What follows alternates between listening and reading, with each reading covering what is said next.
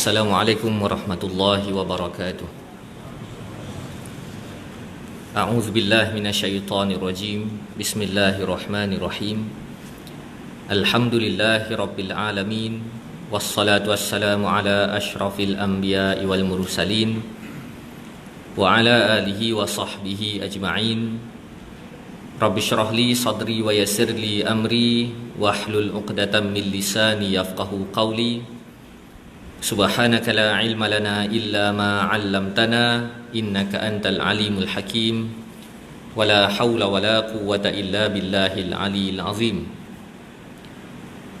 Qala Allah subhanahu wa ta'ala wa laqad ba'atsna fi kulli ummatir rasula an i'budullaha wajtanibut taghut.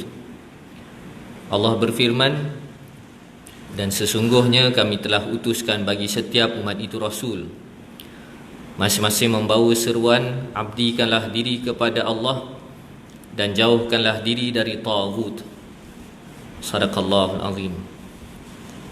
Yang berusaha pengerusi yang dimuliakan Tuan Imam, Tuan Bilal, ahli jawatan kuasa, seterusnya pimpinan masyarakat, hadirin hadirat yang dimuliakan oleh Allah Subhanahu wa taala dengan Islam.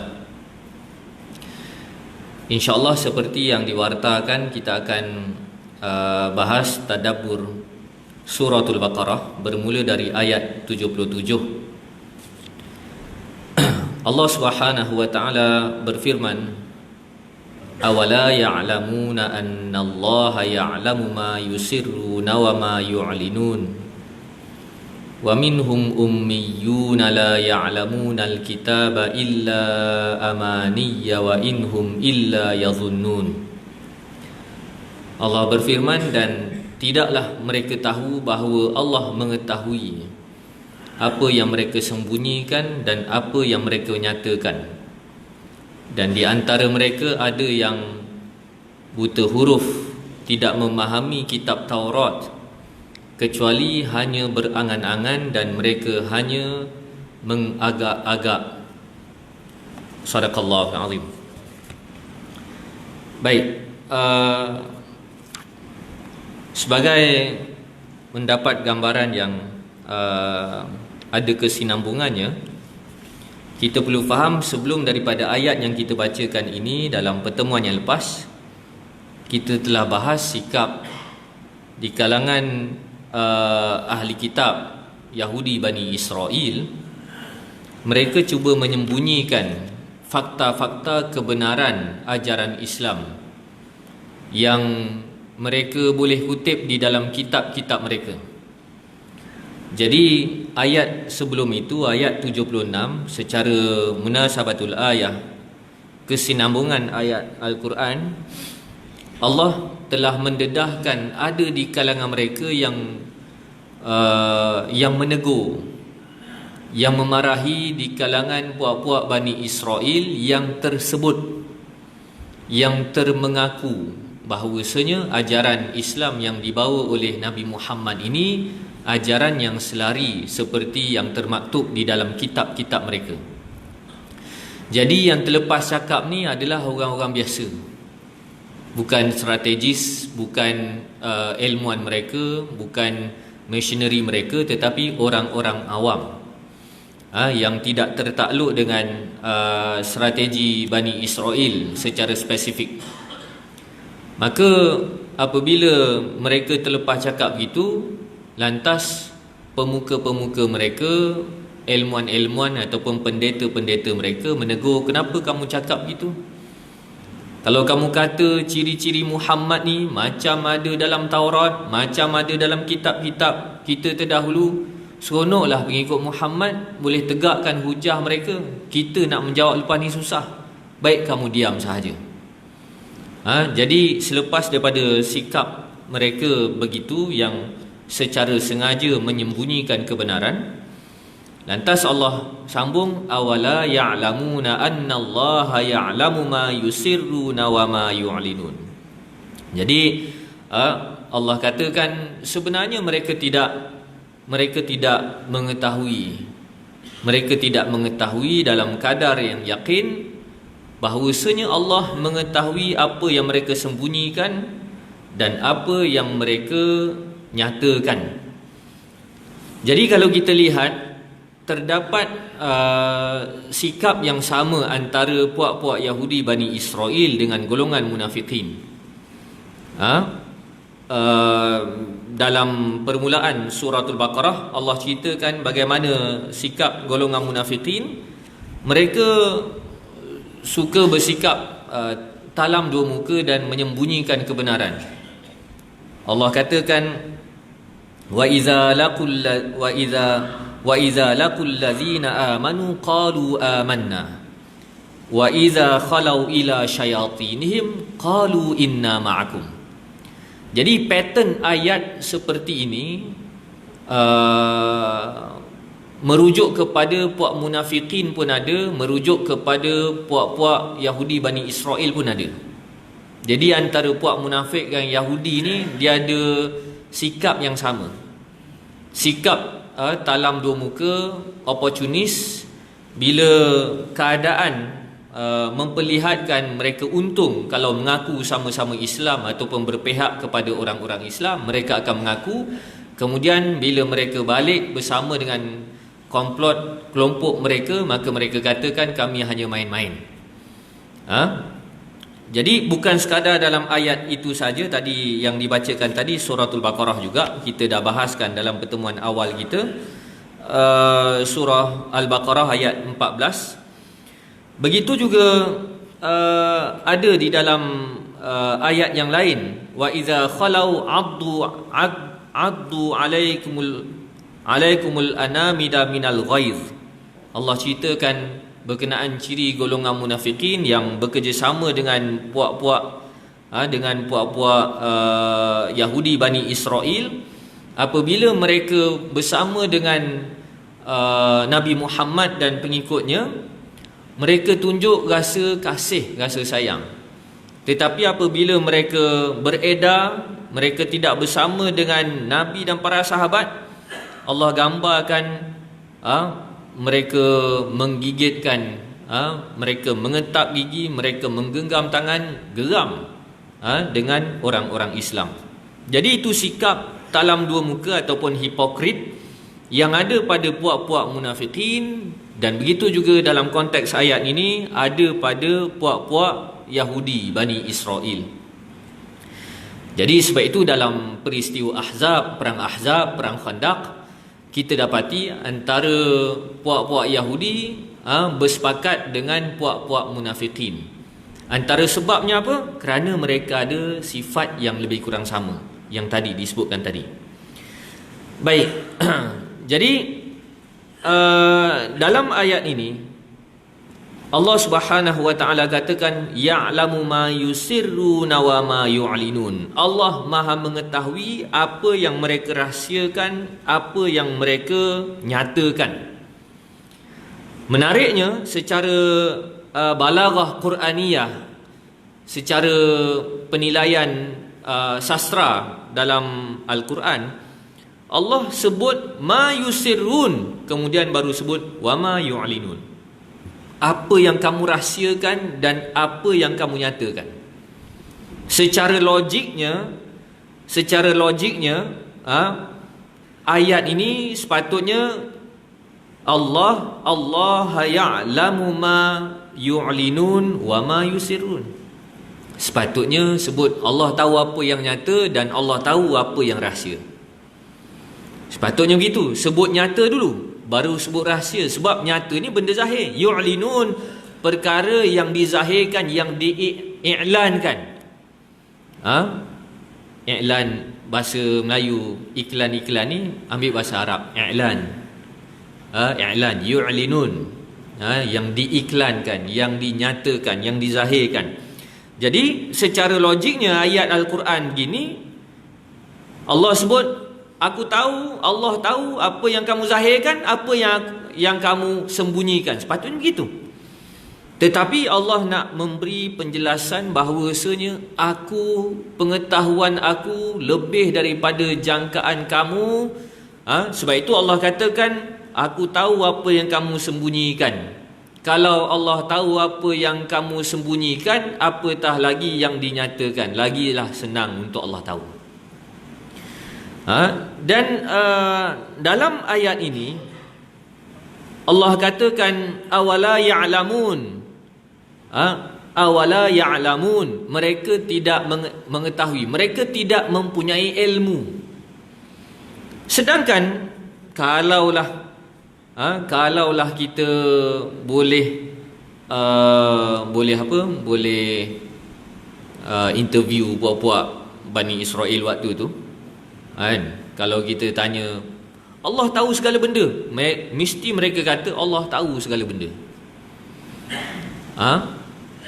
Tetapi perbuatan mereka tidak menggambarkan keyakinan Allah tahu segala benda. Seakan-akan mereka menganggap Allah tahu, tapi ada benda yang Allah tak tahu, kita boleh sembunyi.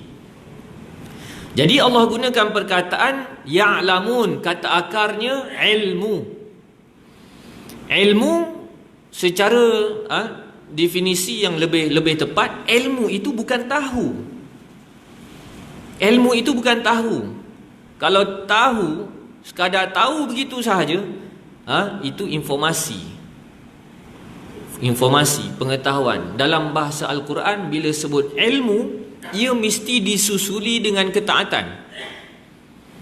Sebab itu kalau kita bahaskan dari sudut falsafah ilmu, ilmu ini adalah rangkaian dari pengetahuan yang dihubungkan untuk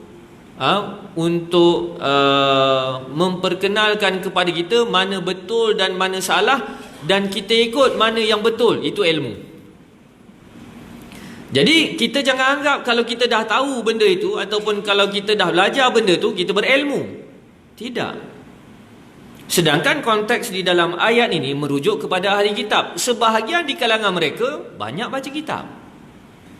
Jadi kita jangan anggap ilmu ini semata-mata kita dah belajar, kita dah tahu itu ilmu. Tidak. Orang yang terpelajar tidak semestinya berilmu kalau kita rujuk konteks Al-Quran. Jadi ilmu mestilah, bila kita ada ilmu pengetahuan itu dapat membimbing kita untuk menilai mana betul, mana salah. Bukan sekadar kita tahu mana betul, mana salah, kita pilih yang betul itu dan kita jauhkan diri daripada yang salah. Itu ilmu. Itu ilmu. Jadi disebabkan itu di dalam Al-Quran banyak Allah jelaskan berkenaan ahli kitab. Mereka ini banyak baca kitab. Mereka ini kalau bahasa kita, mereka ini terpelajar. Tetapi kenapa mereka tidak boleh mengikuti ajaran Nabi SAW sekalipun mereka tahu? Maka pengetahuan mereka tidak sampai ke tahap ilmu. Baik.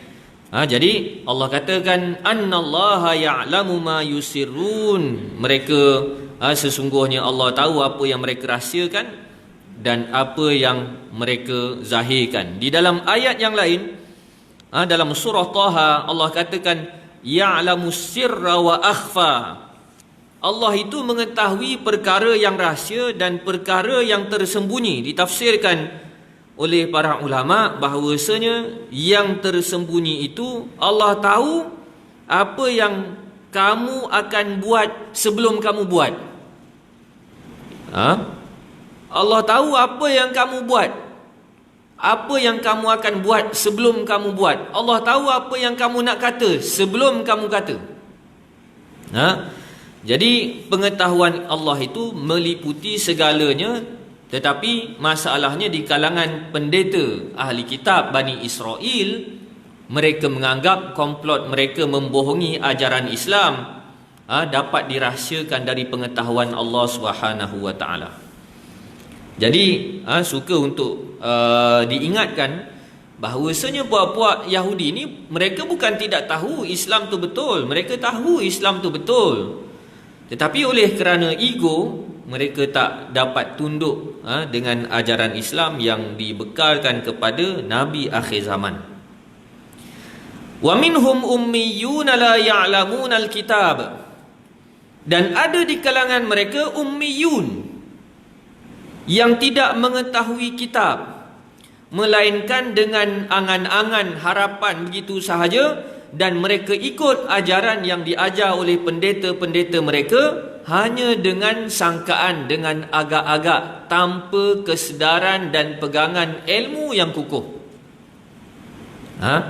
Jadi dalam beberapa ayat ini Allah membahagikan di kalangan puak-puak ahli kitab, di kalangan puak-puak Yahudi itu, walaupun ahli kitab pun disebutkan sebagai Nasara, tapi dalam konteks ayat ini merujuk kepada puak-puak Yahudi.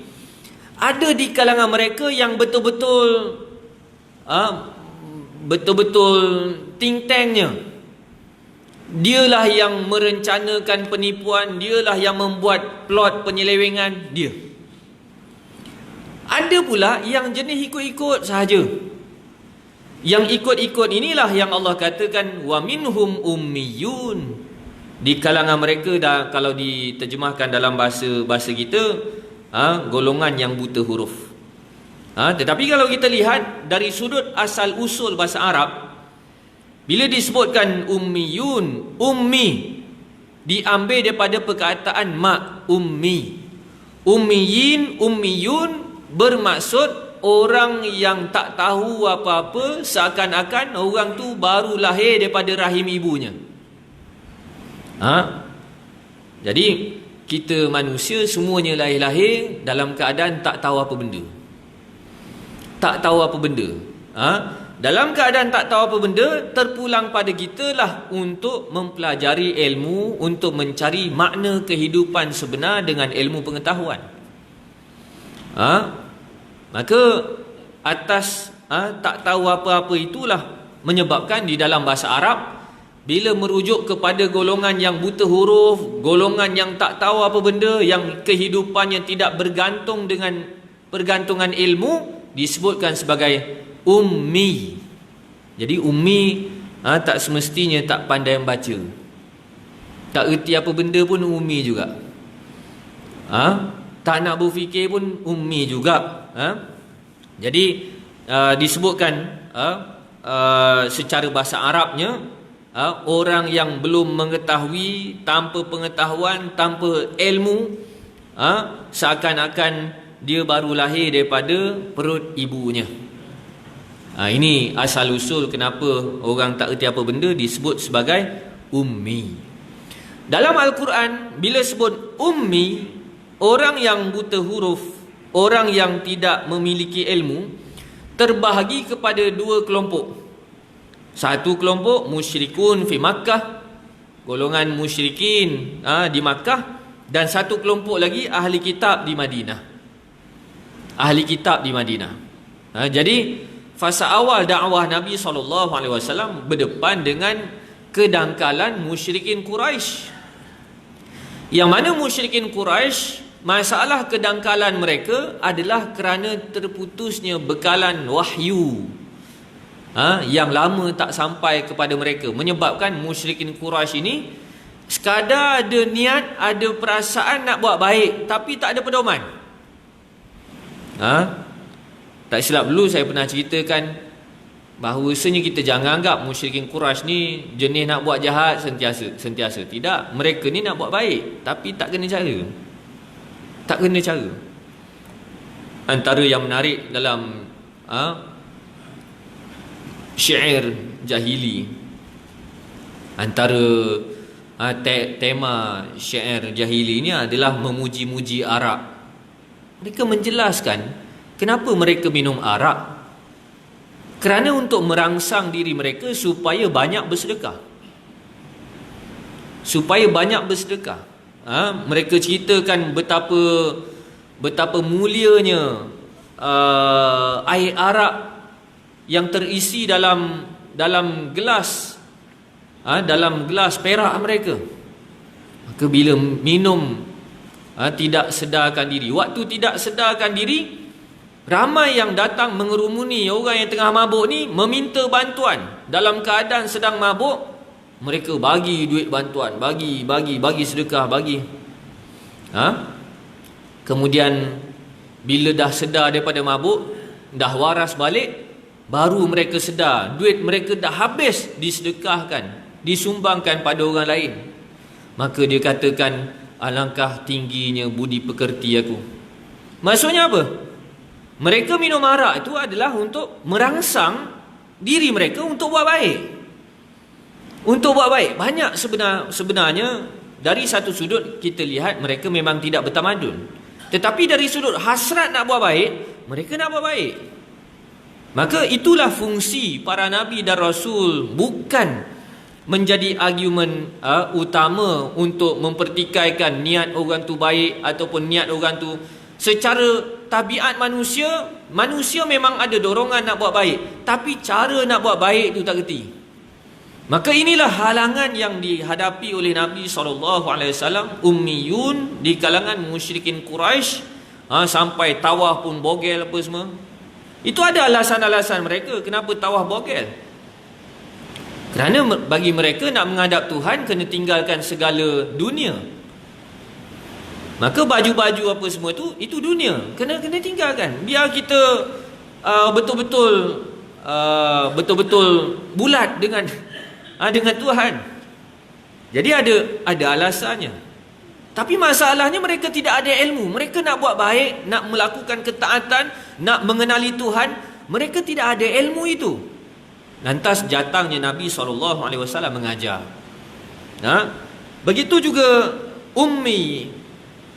ummiyun, kelompok yang kedua yang dihadapi oleh Nabi SAW di Madinah, iaitu golongan ahli kitab.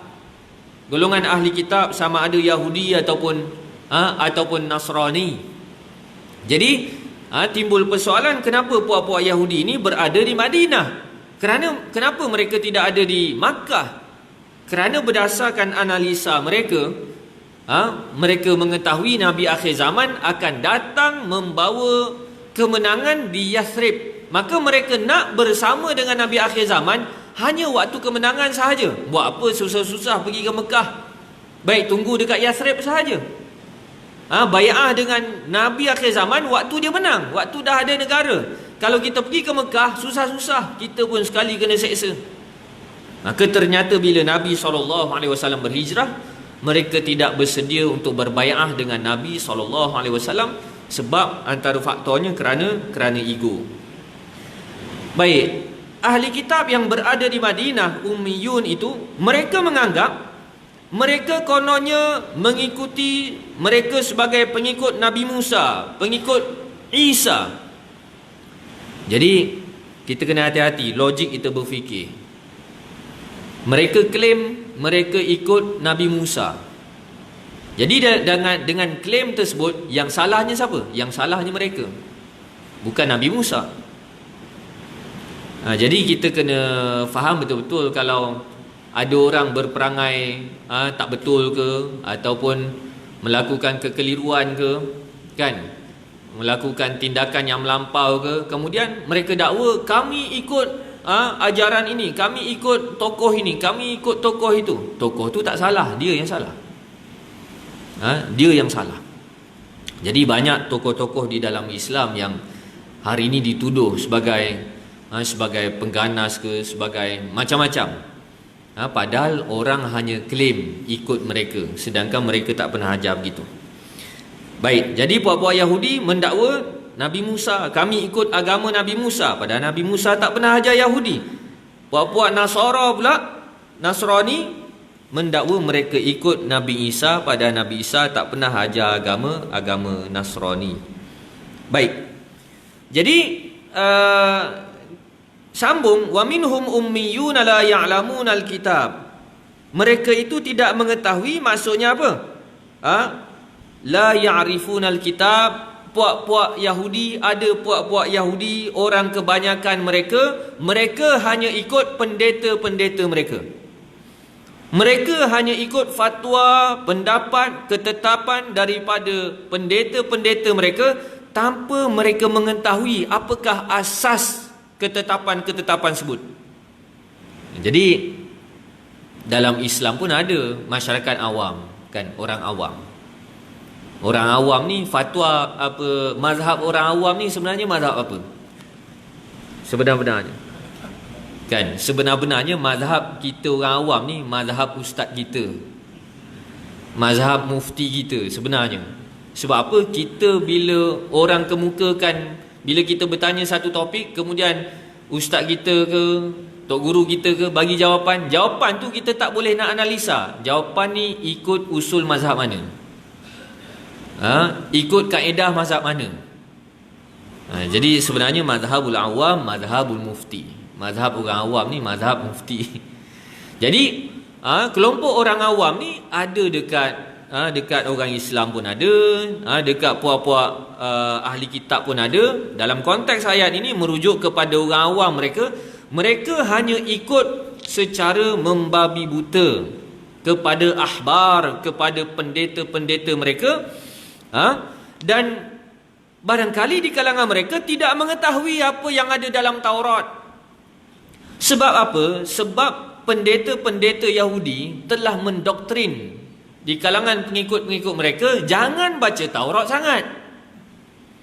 Sebab apa jangan baca Taurat sangat? Sebab nanti kamu sesat. Sebab apa kamu sesat?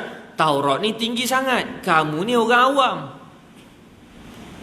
Sebenarnya ini merupakan trik untuk menjauhkan puak-puak Bani Israel daripada Taurat. Bila mereka jauh dari Taurat, adalah kesempatan pendeta-pendeta ni nak menipu, nak kelentong, kan? Jadi disebabkan itu di kalangan Yahudi ni ada di kalangan mereka kitab Taurat dan kitab Talmud. Kitab Taurat dan kitab Talmud. Jadi setelah daripada pendeta-pendeta mereka katakan jangan baca Taurat, Taurat ni tinggi sangat. Kan kadang-kadang kita pun dengar jangan baca Quran, takut nanti kita salah faham, sesat pula. Padahal bila kita tak baca Quran tu yang jadi sesat tu, kan? Ini idea ni datang daripada mana ni? Datang daripada syaitan samalah ni, kan? Sebab itu slot kita ni lebih selamat untuk kita sebut tadabbur, kan? Kelas tadabbur. Nanti kata tafsir, kau siapa apa? Padahal kita baca tafsir, bukan kita goreng sendiri. Baik, jadi bila mereka katakan jangan baca Taurat, Taurat ni tinggi sangat, kamu ni bukan macam Nabi Musa, bukan macam Nabi Harun nak baca Taurat, bukan macam kami, kamu ni tak faham Taurat, Taurat ni darjatnya tinggi. Maka orang mula rasa bersalah baca Taurat, kan rasa baca Taurat jadi sesat. Padahal benda tak logik. Baca kitab dari Tuhan jadi sesat, kan tak logik tu, tak logik. Maka apabila ditanya, habis kalau tak boleh nak baca Taurat, kami nak baca apa? Tak apa. Di kalangan pendeta-pendeta mereka menulis rumusan-rumusan, huraian-huraian kepada Taurat yang lagi sekabut, namanya akhir sekali dibukukan jadi Talmud. Jadi Talmud. Maka kalau kita lihat puak-puak Yahudi sampai hari ni, bila mereka baca kitab bukan Taurat tapi Talmud, bila ditanya pada mereka mana kitab yang datang daripada Tuhan, mereka katakan Taurat. Tapi bila ditanya mana yang lebih utama untuk kita baca, Talmud. Kan pelik. Pelik. Kitab daripada Tuhannya tak utama untuk dibaca, tapi kitab daripada mana? Daripada pendeta-pendeta yang lebih utama dibaca. Jadi mereka ini tidak tahu, mereka main ikut je. Mereka main ikut sahaja. Dan mereka tidak ada khususiyah, mereka tidak ada keupayaan yang cukup untuk menimbang fatwa ataupun pandangan ketetapan pendeta-pendeta mereka. Ikut sahaja. Mereka ikut sahaja. Jadi disebabkan itu, antara faktor kesesatan puak-puak ahli kitab ini adalah mereka taksub, mereka fanatik dengan pendeta-pendeta mereka, sekalipun pendeta ataupun padri mereka mengeluarkan fatwa yang tak masuk di akal, tapi mereka tetap ikut. Mereka tetap ikut. Maka dalam ayat ini disebutkan amani, iaitu angan-angan, yang mana angan-angan itu tak masuk di akal, tidak logik, mustahil sama sekali. Jadi mereka mengikuti doktrin yang telah dikemukakan oleh pendeta-pendeta mereka, berbentuk harapan-harapan yang tidak logik. Sebab itu selepas daripada ayat ini Allah katakan lan tamassana naru illa ayyaman ma'dudat. Allah menukilkan kata-kata pendeta mereka. Mereka katakan, kita ni jahat macam mana sekalipun, maksimum kita masuk neraka beberapa hari je, 7 hari je masuk neraka.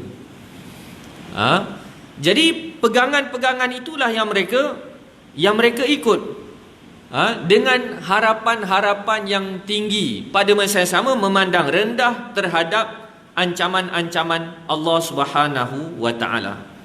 Maka antara yang disebutkan, afara'aitumul lata wal uzza wa manata tsalitsatal ukhra. Allah katakan, apakah kamu tidak melihat berhala Lata, berhala Uzza, berhala Manat, tiga-tiga tu, yang lain semua tu, semua jahat belaka. Allah meletakkan nama Lata, Uzza, Lata, Uzza, Manat di dalam Al-Quran. Maka contoh amani, angan-angan mustahil yang cuba difahami oleh puak-puak ummiyun di kalangan musyrikin Quraisy. Balik musyrikin Quraisy pula, tadi ahli kitab.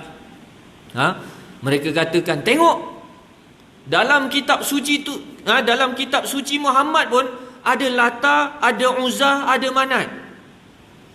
Kalaulah betul macam Muhammad kata kita ni sesat, kita di akhirat esok kita boleh berhujah dengan Tuhan, bertawasul dengan Tuhan. Dalam kitab Tuhan ada nama Tuhan kita, dalam Al-Quran ada nama Tuhan kita, maka kita boleh bertawasul dengan nama-nama Tuhan kita yang esa. Nak katanya apa?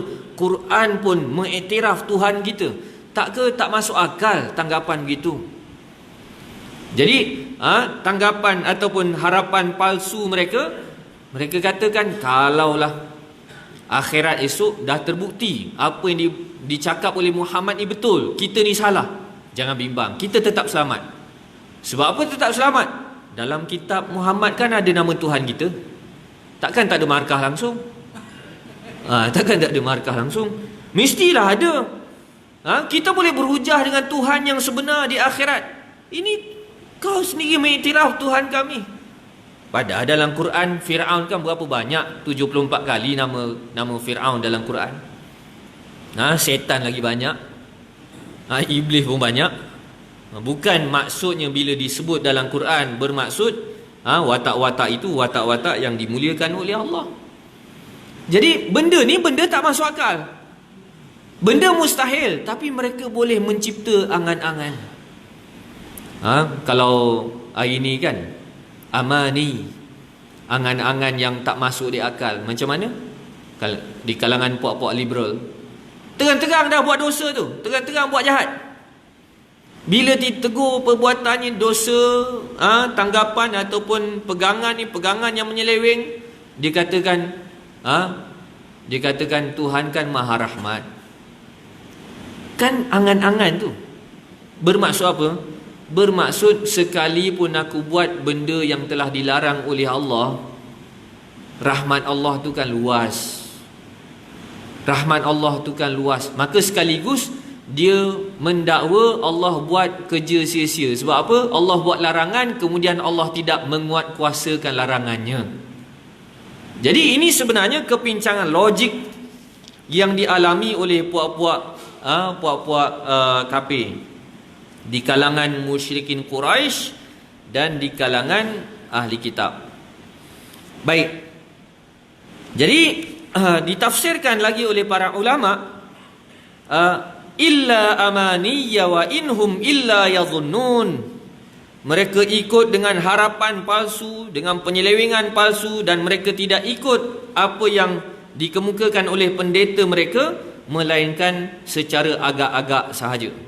Maka disebutkan bahawasanya mereka ikut pandangan pendeta-pendeta mereka secara sangkaan. Dan mereka tidak ada inisiatif untuk menyelidik, betul ke pandangan pemimpin kami, betul ke pandangan fatwa pendeta kami. Mereka tidak ada analisa ke arah itu. Maka secara tanpa sedar sebenarnya mereka rela disesatkan. Hasan.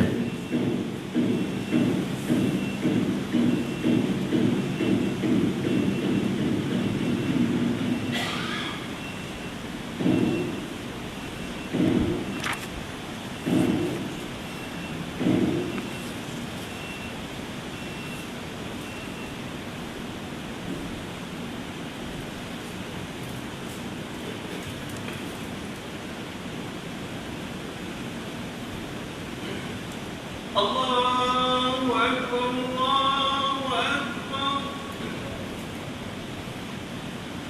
Allahu Akbar, Allahu Akbar.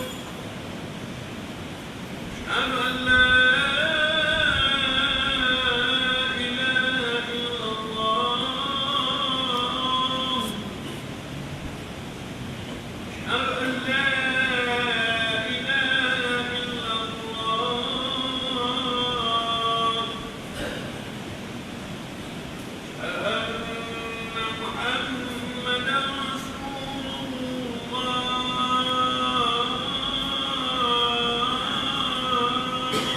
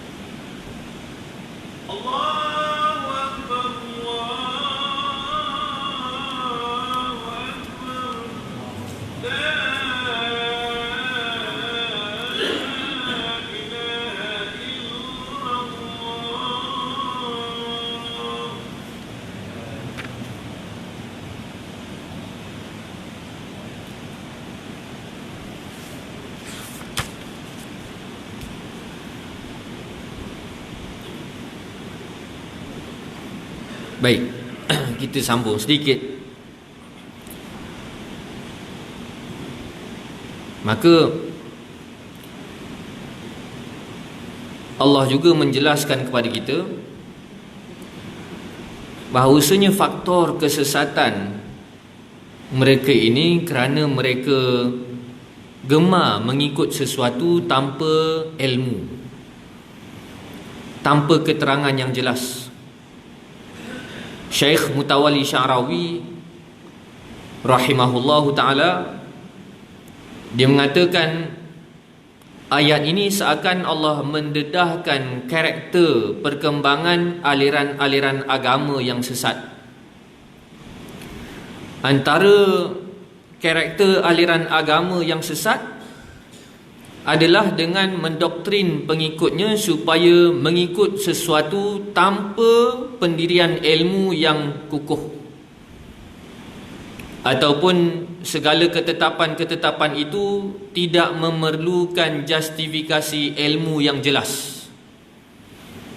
Maka itu merupakan antara karakter aliran-aliran agama yang menyeleweng. Jadi disebabkan itu Allah meletakkan dalam beberapa ayat betapa risiko perangai mengikut tanpa selidik, tanpa justifikasi ilmu yang jelas akan menyesatkan kita. Antaranya budaya beragama yang jumud. Allah katakan dalam Quran, ittakhadhu ahbarahum wa ruhbanahum arbaban min dunillah. Mereka menjadikan pembesar, pendeta-pendeta mereka sebagai pemutus keputusan lebih daripada Allah. Mereka ikut 100%. Ikut 100%. Begitu juga di dalam ayat Al-Quran yang lain. Allah katakan dialog golongan yang berkecamuk dalam neraka kelak. Mereka katakan, inna ata'na sadatana wa kubara'ana fa'adalluna sabila. Masing-masing dah masuk neraka tu. Maka di kalangan pengikut-pengikut bawahan, di kalangan pengikut-pengikut bawahan yang selama ini ikut sahaja tanpa pendirian ilmu yang jelas, maka masing-masing masuk neraka. Bila masing-masing masuk neraka, yang pengikut setia atas dunia ni mengatakan, wahai Tuhan, sesungguhnya kami hanyalah mengikuti sadatana, pemimpin-pemimpin kami, pemuka-pemuka kami, wa kubara'ana, pembesar-pembesar kami.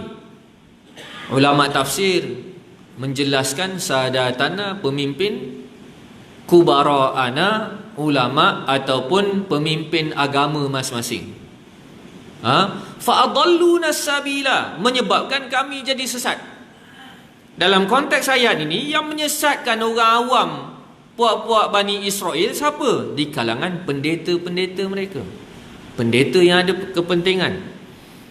Maka inilah yang diingatkan oleh Allah melalui ayat berkenaan tersesatnya orang awam Bani Israel sebab menaruh kepercayaan yang bulat kepada pembesar-pembesar dan pendeta-pendeta mereka, sampailah dikeluarkan ketetapan yang menyeleweng sekalipun, yang tak masuk akal sekalipun, mereka ikut. Baik. Jadi kalau kita lihat sekaligus, Syekh Mutawalli Sya'rawi menjelaskan bahawasanya inilah tabiat manusia yang senantiasa ikut pembesar-pembesarnya. Justru memang kalau seseorang buat jahat, memang dia dapat dosa sendiri je. Tetapi kalaulah dia memiliki pengaruh, kemudian dia buat jahat, kejahatannya diikuti oleh orang ramai, maka dosa orang ramai itu dia tanggung sendiri, dia tanggung sekali. Sekalipun ada ayat di dalam Al-Quran Allah katakan wala taziru waziratun wizra ukhra, kesalahan orang lain kita tak tanggung. Tetapi dalam hadis yang lain, man sanna sunnatan sayyi'atan, barang siapa yang buat sunnah yang buruk, merintis ajaran yang buruk, kemudian orang ikut disebabkan contoh daripada dia dapat saham dosa sekali. Jadi kalau kita lihat dalam surat dakwah Nabi SAW kepada Heraklius, Maharaja Rom, Nabi kata apa? Kamu kena Islam, kamu Islamlah, kamu akan selamat. Kalau kamu berpaling, fa'alaika izmul arisiyin. Kalau kamu berpaling, tanggunglah kamu dosa puak-puak arisiyin. Ulama bahaskan puak-puak arisiyin ni di kalangan puak-puak Kristian yang berpegang dengan ajaran Kristian, tak reti apa benda sangat, hanya ikut Heraklius. Kalau Heraklius tetap dengan agama Kristian, tetaplah mereka dengan agama Kristian. Kalau Heraklius masuk Islam, mereka pun masuk Islam. Jadi Nabi ingatkan, wahai Heraklius, ingat betul-betul, kalau kamu tetap dengan agama yang sesat ni, bukan sekadar kamu dapat dosa untuk kamu je, dosa puak-puak arisiyin, puak-puak Kristian yang semata-mata ikut kamu semua ni, kamu tanggung dosa dia sekali. Jadi disebabkan itu, kalau kita ada pengaruh, jangan buat suatu benda dalam keadaan tak cermat. Sebab apa? Kalau kita ada pengaruh, kita buat benda yang tak betul, orang ikut tak betul kita tu. Lainlah kalau kita ni tak ada pengaruh, orang pun tak pandang kita. Kalau nak buat tak betul tu, kita sendiri masuk neraka. Na'udzubillah lah kan. Orang tak tiru, orang tak jadikan perbuatan kita sebagai hujah. Maka inilah kalau kita belajar sikap Imam Ahmad bin Hanbal rahimahullahu ta'ala, Imam mazhab Hambali yang teruk diseksa oleh kuasa politik Mu'tazilah. Diseksa sampai masuk negara, sampai masuk penjara, sampai hampir mati. Di kalangan kawan-kawan dia ni pergi ziarah dia dekat penjara. Wahai Ahmad, Mengalah je lah. Mengalah je lah. Apa kata kalau kamu ikut je, kamu berlakon ikut je apa yang puak-puak Mu'tazilah itu paksa untuk kamu ubah pendirian kamu, kamu ikut je. Sebab apa? Kalau kamu mati dalam jara ni rugi. Kamu mati begini, anak-anak murid puluh-puluh ribu kat luar tu, rugi Tok Guru je banti. Baik kamu jaga diri, kamu berlakon taqiyah, kamu berlakon, kamu boleh selamat. Bila selamat keluar, kamu boleh sambung ajar anak-anak murid yang beribu-ribu orang tu, kan lebih banyak manfaat. Maka Imam Ahmad balas dengan kata-katanya yang cukup terkenal, idza sakatal alimu taqiyatan wal jahilu yajhalu famata yatabayyana lahumul haq. Imam Ahmad kata apa? Kalau orang alim tu sembunyikan kebenaran berlakon, nak selamatkan diri, dan orang jahil itu dibiarkan kejahilan kerana menyaksikan kekeliruan sikap yang ditunjuk oleh orang alim yang patut jadi contoh ini, sampai bila kebenaran akan terzahir. Jadi dalam Islam memang ada rukhsah, memang ada azimah. Memang ada rukhsah. Rukhsah ni kelonggaran. Azimah iltizam, untuk berpegang dengan prinsip. Tetapi kalau kita ni seorang pemimpin, seorang yang berpengaruh, tak boleh ambil rukhsah, kena ambil azimah. Sebab orang akan salah faham, kelonggaran yang kita ambil jadi hukum baru pula. Menyebabkan orang bermudah-mudah dengan prinsip agama Islam.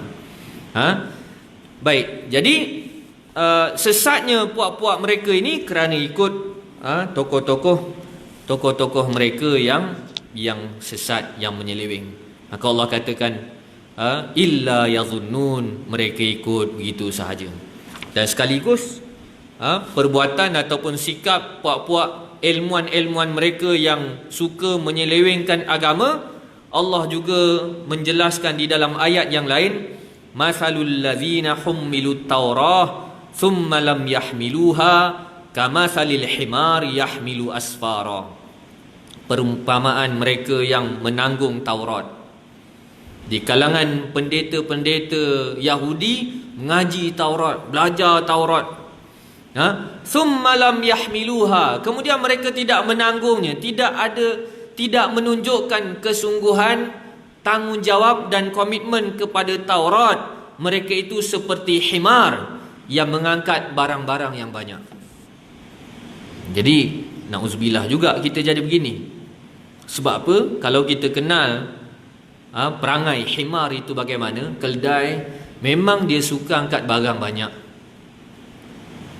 Kalau banding tenaga himar dengan kuda, himar ni lagi kuat angkat barang walaupun badan dia kecil. Dia suka angkat barang.